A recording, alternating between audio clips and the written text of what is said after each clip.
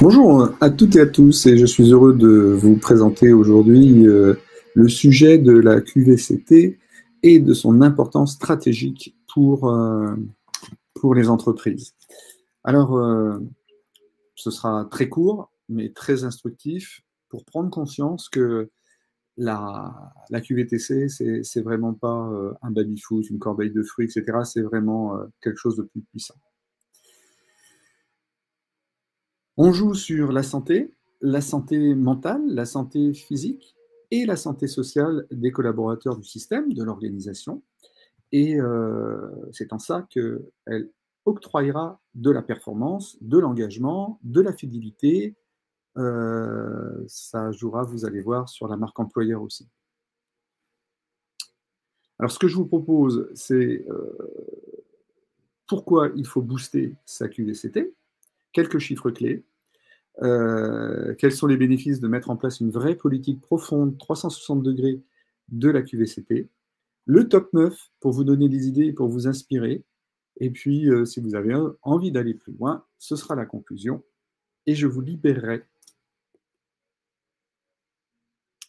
Alors, le succès assuré, oui, comme je vous l'ai dit, avoir vraiment une démarche authentique de qualité de vie au travail et de conditions de vie au travail, ça va déjà améliorer l'image de la marque employeur. Vous savez que attirer les talents et maintenir les talents aujourd'hui par rapport aux jeunes générations, ça va être un enjeu. Vous verrez tout à l'heure qu'on va choisir une entreprise pour pas que le salaire, en tout cas. Donc ça améliore le climat social, ça donne un langage commun, faire vivre des expériences communes, donc ça renforce l'engagement, ça réduit l'absentéisme, ça c'est très intéressant, vous verrez, ce sera dans les chiffres clés. Ça prévient des RPS et des TMS, donc des troubles musculo-squelettiques et des risques psychosociaux. On travaille sur le stress, on travaille sur les postures, et forcément, ça accroît la performance et ça favorise l'engagement, la créativité, la prise d'initiative, l'innovation dans le système, dans votre équipe. Et c'est important parce que vous verrez tout à l'heure, je le repréciserai, mais je le dis tout de suite parce que j'y pense, on est vraiment dans une phase d'expérience collaborateur qui ressemble vraiment à une expérience client au niveau du système et de l'organisation. Donc, il faut impérativement, quelque part, considérer, je pense, votre collaborateur comme votre premier client, la personne qui va être en front office à faire valoir la qualité de votre entreprise, votre service, etc.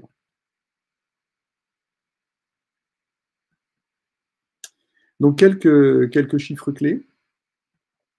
42% des absences sont liées à des insatisfactions ou à des problèmes de qualité de vie au travail. Et dans les nouvelles générations, comme je vous ai dit, il y a plus de 61% des gens qui considèrent que la QVTC est plus importante que le salaire. Ce sont des sources ANAC, hein, l'Agence nationale pour l'amélioration et les conditions de vie au travail. Donc, les enjeux d'une qualité de vie au travail, des conditions de vie au travail, vient sur l'attractivité des équipes, le sens que donnent les équipes à leur travail, et comme je vous l'ai dit, c'est l'expérience collaborateur qui devient aussi importante que l'expérience client, puisqu'elle va peut-être aussi faire du bouche à oreille et attirer des collègues de promo, etc., à venir dans votre système, dans votre organisation. Donc, si vous voulez qu'il y ait vraiment un climat, une ambiance, des outils, des actions, une volonté vraiment en profondeur de mettre en place des actions de bien-être au travail, ce sera que bénéfique pour justement la pérennité de votre équipe en termes de présence et d'engagement.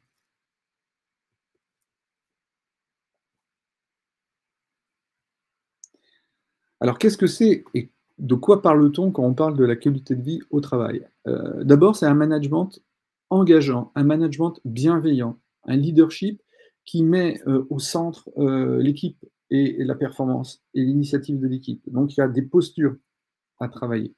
Il y a aussi un bon contenu d'émission et un sens à toutes les tâches et à toutes les objectifs que l'on fixe ça fait partie d'un concept de leadership.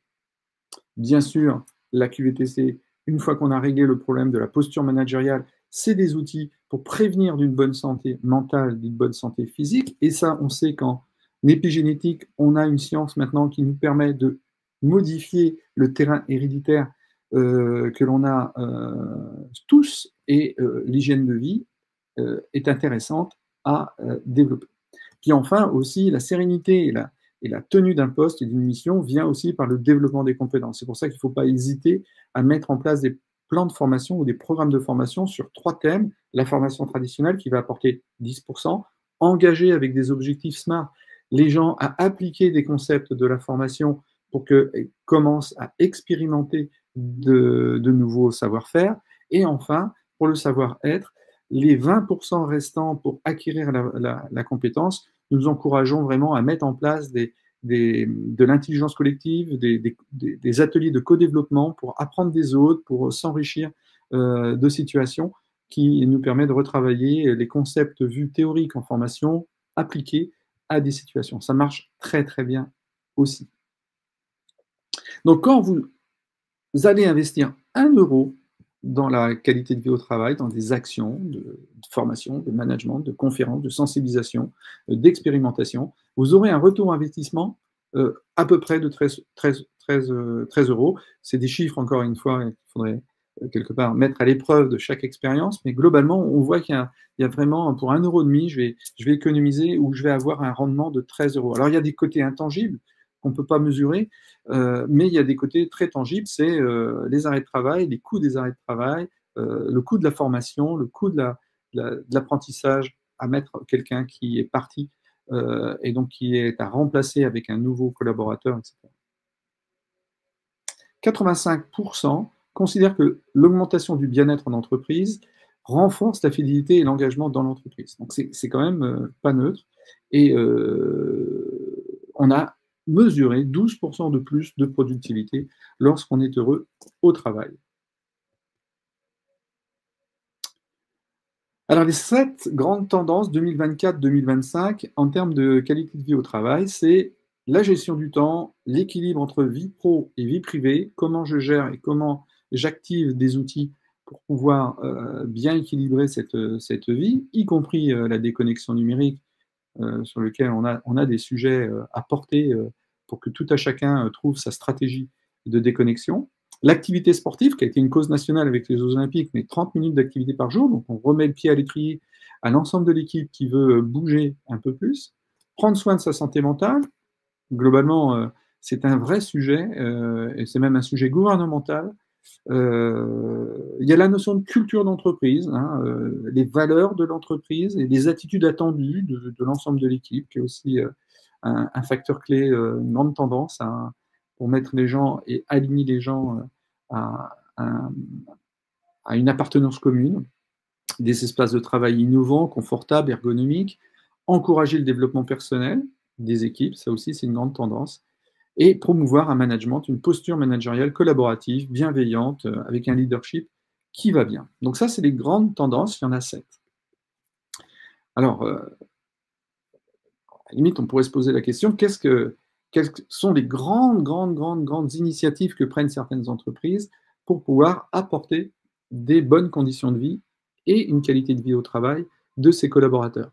D'abord, le top 1, c'est le massage assis, shiatsu ou ama assis, en entreprise. Quelque part, c'est quelque chose de très simple à mettre en place. Il faut 5 mètres carrés, une chaise ergonomique. Les gens viennent habillés comme ils sont habillés. Et pendant 15 minutes, ils reçoivent un massage énergétique, soit par des spécialistes en shiatsu qui vont aller travailler sur les méridiens, sur les points d'acupuncture, soit des protocoles de massage assis qui détendent, qui relaxent et qui limitent les troubles musculo-squelettiques.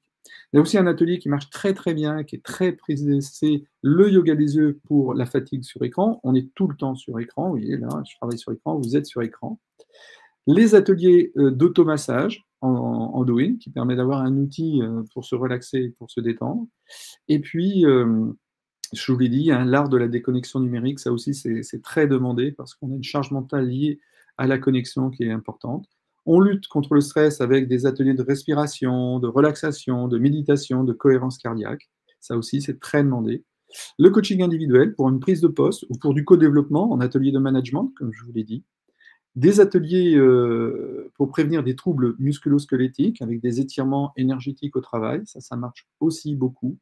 Et puis, on transmet également des outils pour bien démarrer sa journée avec des rituels, voire même des conférences inspirantes qui conscientisent et qui permettent de démarrer un programme d'atelier qui s'appelle Prenez soin de vous, qui marche avec un programme de 4 modules d'expérimentation, comment méditer, comment bouger, comment manger, comment s'automasser, vous voyez, c'est assez complet. Donc ça, c'est le top 9, mais il y a bien d'autres actions qu'on peut imaginer. Et puis, un consultant comme Zen Impact peut vous permettre de faire du sur-mesure, donc de faire des choses très originelles. D'ailleurs, ceux qui me suivent sur LinkedIn voient à chaque fois mes petites vidéos et les suggestions d'idées qui marchent, tout sont expérimentées et donc ça fonctionne très bien.